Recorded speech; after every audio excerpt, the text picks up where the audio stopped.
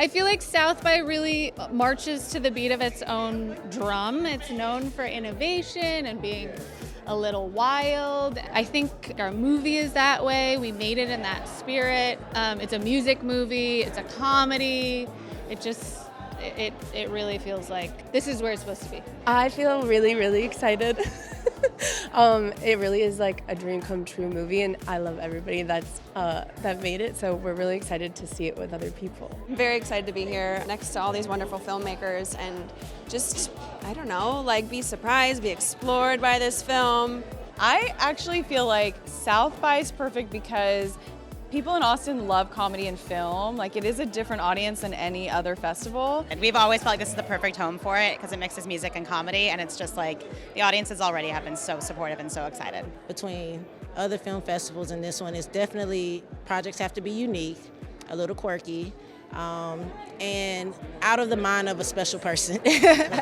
Cora Bora is a love letter to a particular type of person that I find myself irresistibly drawn to. You know those complicated friends you have that are really sparkly and really charming and you love them, but maybe they're a bit chaotic and you need to set boundaries with them? That's essentially what it's about, complicated relationships. But it's a very vulnerable and sweet movie. Everybody that is a part of the movie kind of fell in love while we made it, and I just really, really am inspired by my co-stars, and everybody in it is just so incredible. Meg's character work is so well observed. She has this uncanny way of inhabiting really difficult people, but doing so with a lot of empathy. So you still wind up loving them. Honestly, Hannah, her sets feel kind of like a sleepover, like we're all just friends hanging out, giggling and laughing and dancing all the time. I know everybody says that, but it actually was like that. So I think it comes through on screen, like you'll have to tell me. It's queer and gay and hot and sexy and sweet. and hopefully you'll be laughing and hopefully you'll have a tear in your eye. Well, thank you so much for sharing the film with us. Since we have director and screenwriter, could you just tell us, for you, Hannah, what made you join this project? And for you, Rhiannon, what made you write this project? I fell in love with Cora from the first read. My friend Tristan, who became one of our co-producers and played a key role in getting the movie made, sent it to me, and it was late at night, I was exhausted. I was like, I'll read the first couple pages, and then an hour later I was done and totally in love with this nightmare. And then I sent it to Mal, and the four of us developed it for a bit, and you talk about why you wrote it. I went on a really weird Tinder date with a really fun, open guy who was just loving life, and he sort of told me this like 24-hour journey that he went through with a relationship he was in. I was like, that's a movie. So it may be cooler with a girl in the lead. So, and then I took inspiration from a few friends that I have that are like open-minded and open, free-spirited, and with Mal and Hannah and Tristan, we developed it from that sort of weird Tinder date into this movie. And then I have to say, once Meg came on board, everything just like, she's so much this character. People actually thought I wrote it for her, and I was like, I would have if I'd known her. But yeah, it's like, it's just gelled. It's of all the films I've worked on, this is like one of the best collaborations I've ever had. So the story was there, but the team made it make sense. Well, I kind of want to know, is the Tinder date aware that this film exists? I wonder about that sometimes, and I guess we'll find out through Facebook. In Well, like actually, 6 he months. is in the back. No, I'm kidding. Oh, great. Hi. Hopefully he'll be flattered by the touching story that came from. I don't see why he wouldn't be. Megan, Hannah just called your character a nightmare. I mean, it's kind of true, but also she's so lovable, which is something that surprised me with the film. And I want to know, like, what was your take on the character and how you made that possible to make us love the nightmare? I think Cora's right about everything and everybody else is bad. I really feel like by the end I was like, okay, why are they acting like this to her? I feel like me and Cora both feel everything really deep and extreme. I think I probably think more about my actions before I do them. I care a lot about how I make people feel, and I think she does too. But she's just a little behind. I think she does something bad, and then she feels all the feelings, and then I stress about hurting people. Where are you going? No, I'm kidding. Get in the shot. Go ahead.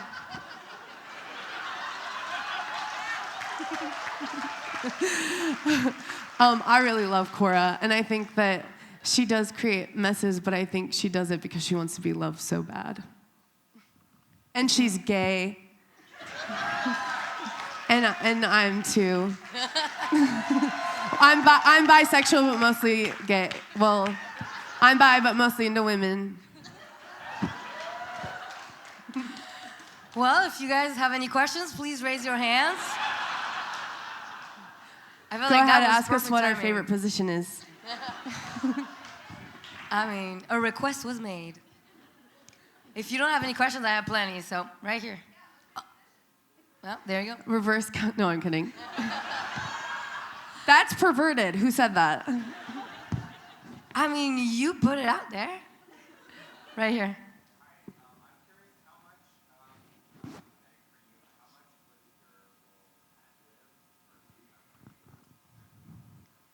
So this is a question about how much was on the page, on the script, or how much was improv? I think the writer should say how much do you...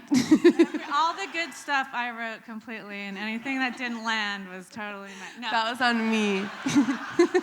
I mean, the cast was like so amazing. Like obviously they brought like so much to it, especially the. Well, we couldn't have done that unless the script was absolutely incredible. I love you so much.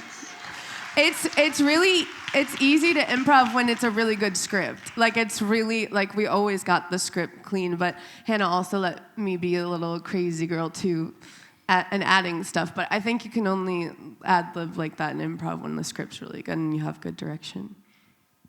Well, Ayden and Jojo, since we haven't heard from you yet, I'm just very curious to know what you think about Cora, the character, as yourself, not as your characters. Oh.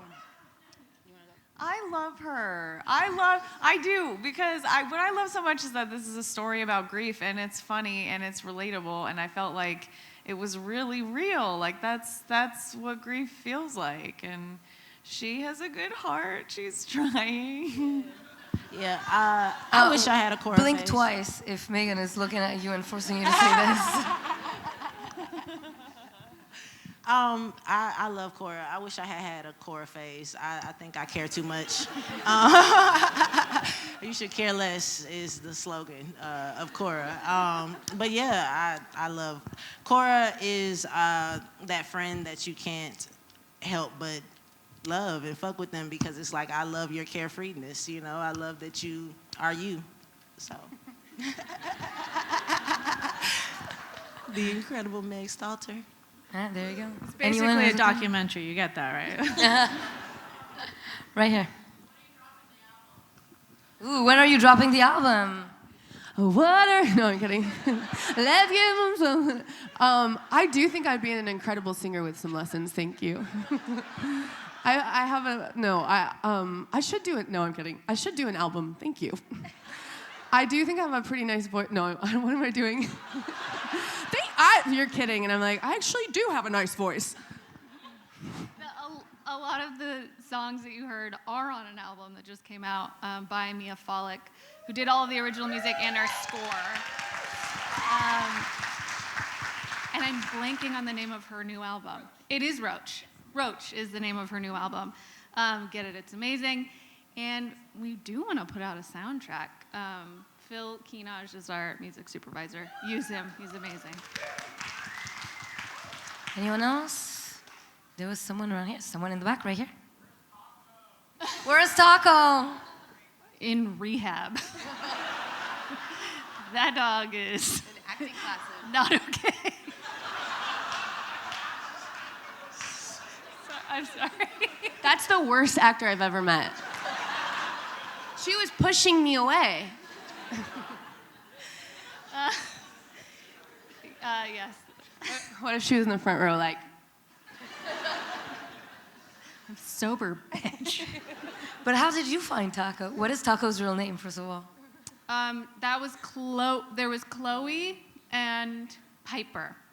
Piper was the other dog she brings home.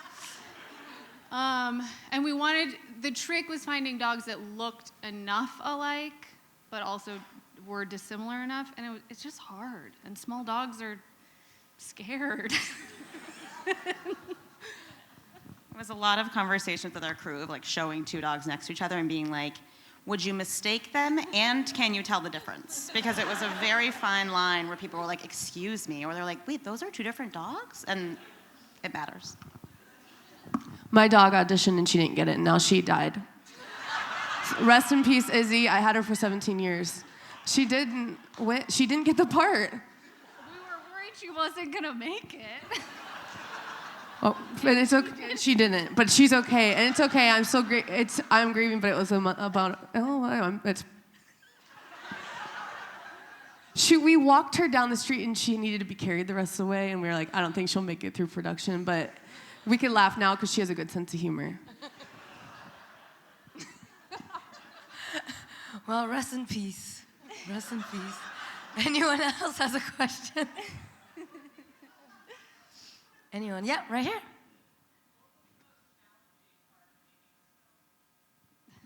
What was the most challenging part of being in this film? Should we all say really fast? For me, it was the amount of time. We had a very, very limited amount of time. For me, it was when it ended and the depression that came with that. I think the drug-addicted dogs were definitely like one of the bigger hurdles for us. This is so practical. We had a lot of locations, and we weren't in many locations for more than like a few days. So we just moved a lot, which was probably, to me, the most challenging. I guess at the time I was helping my mom recover from a knee surgery, and she was trying to hold me hostage. This was definitely a good reason to leave. She was fine. She was fine. I had been there long enough. It was time to go. So, yeah. I mean, mine's the same as Meg's. It was just having to leave everyone because we had so much fun. We were just hanging out all the time and working. But it was really sad when it was over. Anyone else has a question? In the back, last row.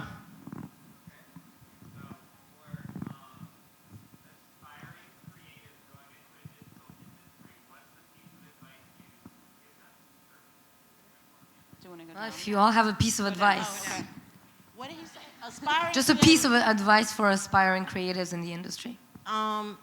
Stay tenacious and treat people how you want to be treated. I think that the good energy you put out comes back, and you really need that to be able to maneuver through this industry. Maintain your close relationships. They're the people that you want to work with and will continue to, and who will always authentically have your back and advocate for you. If anyone's writing this down, just hit me up afterwards so I don't forget. My advice is do something doable. You know, if you're like a writer, you know, don't start with the space movie. Get to the space movie, unless you have like an uncle with a space. Start practical and do something, and tell a story from the beginning to the end. I don't care if it's a minute, 5 minutes, just show the world that you can tell a story, and that's the best way to start. To stay true to yourself, and that money and attention and fame doesn't matter, and only God does, and adopting children's a good thing to do. And don't ever get into a poly relationship. I would say just make things. Just keep making things. Just don't wait. Just do it on your phone if you have to. Just make it. Okay. Get a good therapist. Last but not least, is there another question? Right here.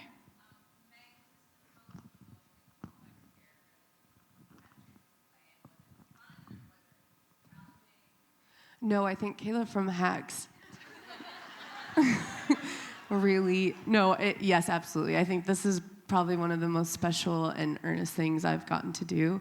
And it was like my dream project. So even reading just the description of the movie and then reading the script, I was like, oh, I have to drop anything to do this movie. It was really, yeah, but shout out to HBO Hacks. We're on pause right now, but. We only have time for one more, so who's it gonna be? Make it count. Who's it gonna be? Right here. Is there gonna be a Cora Bora part 2? What could happen in part 2? All I have to say is Tristan was like, all right, it's Meg, it's Daryl Hammond, he's the dad, she's a stripper, something's happened, they have a bar. I was like, all right, I have the first 30 pages, I'm a little stuck, maybe I'll put it online. It's called Just As a Mess, a little name change, but it's the same general thing, and like, tune in later. Couple years. I mean, should we expect it in the submissions next year? I'm also having a baby, so. So maybe a couple of years. We'll see. If the baby's not an asshole, then yeah, maybe we'll get it done. Please give them a warm round of applause.